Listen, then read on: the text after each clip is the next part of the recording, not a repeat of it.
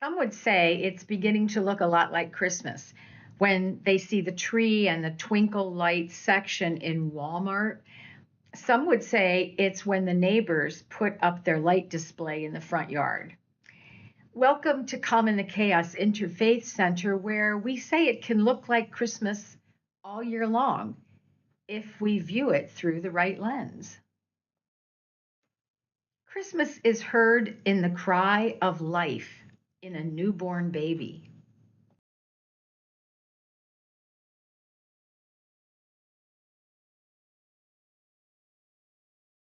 Christmas is seen in a rainbow in July.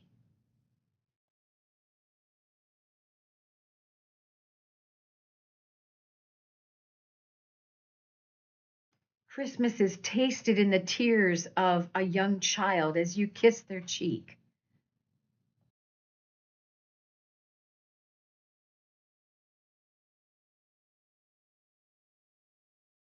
Christmas is the sun rising and glowing so we can feel the hope of a new day.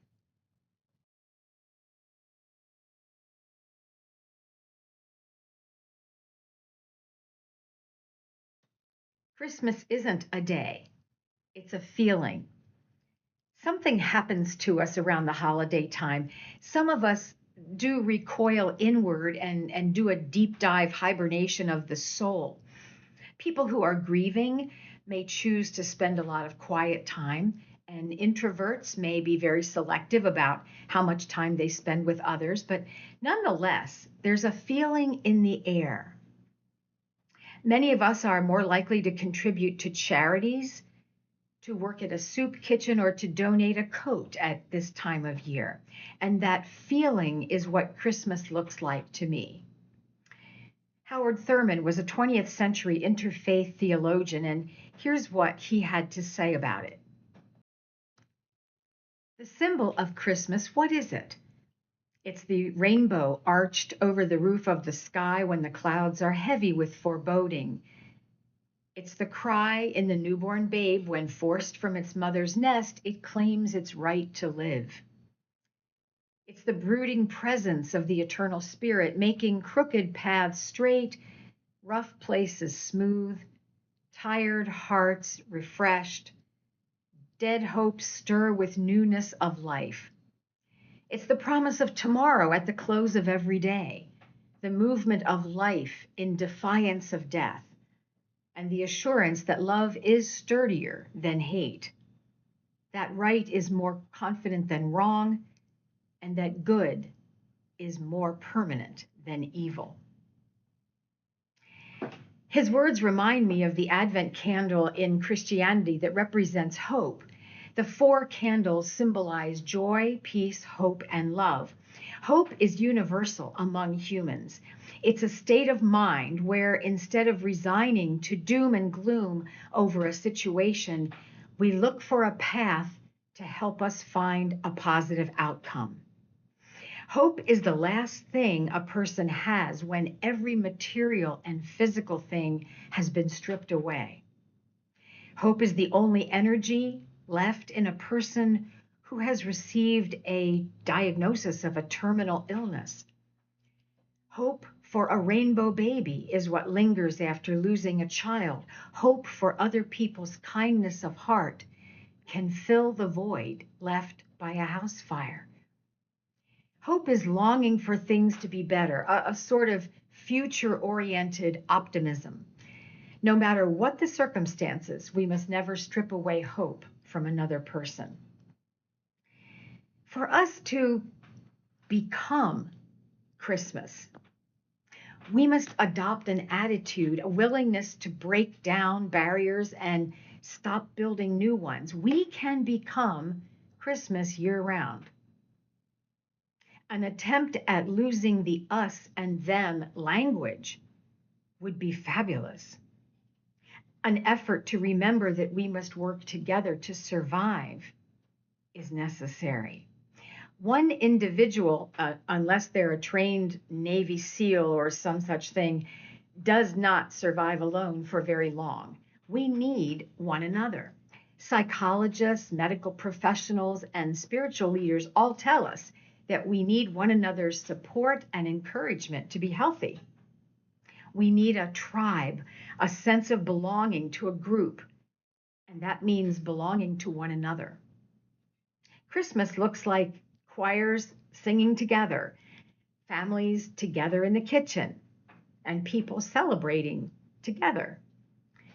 Now, as much as I do need people to be with, I also need time alone. And that's when Christmas looks very much like the solitude that was portrayed when Jesus spent several weeks alone in the wilderness. He was contemplating, praying, and just being. So for me, solitude is one of the many facets of what Christmas looks like. Perhaps it's sitting in the living room watching the twinkle lights dance on the ceiling, or it can be that stillness that rolls across the frozen ground as I feed the sheep and the chickens in the barn. Just as an aside, you do realize that humans created calendars and arbitrarily chose dates to represent events. There are strong theories that say Jesus was not born in December. And theories abound because the Bible doesn't say even as much as a hint at a date for the event. For one thing, shepherds are not usually out in the fields with their sheep at this time of year. And there's one theory that comes from the ancient Greco-Roman world. The Roman Christian historian named Sextus Julius Africanus suggested that Jesus was conceived on March 25th, and that would put his birth 9 months later on December 25th. Another idea from the 3rd century comes from the Roman Empire. They had celebrated the rebirth of the sun on December 25th each year, sort of a solstice thing, and culminated in a festival called Saturnalia. And then the Roman Catholic Church in 336 began to purposefully weaken the pagan religion that celebrated solstice at this time of year by celebrating Christmas on December 25th. So no matter which theory makes sense to you, we must accept that December 25th is probably not the date that Jesus was born. But one of my big questions, does it matter? Having said all of that, we return to the thought that Christmas can be a year-round feeling, a year-round celebration of the heart. Maybe we won't put up a tree in June or sing Silent Night in September, but we can be what Christmas looks like all year. This week, let us become the symbol of Christmas, however you celebrate it, as a sacred holy day or as a secular feeling of goodwill. We can become Christmas. We will be the lights in other people's eyes. We will be the reminders that not only will warmth and sunshine come again in the spring, but they are here right now in the way that we treat one another. We will be the living messages of hope and peace that greeting cards display.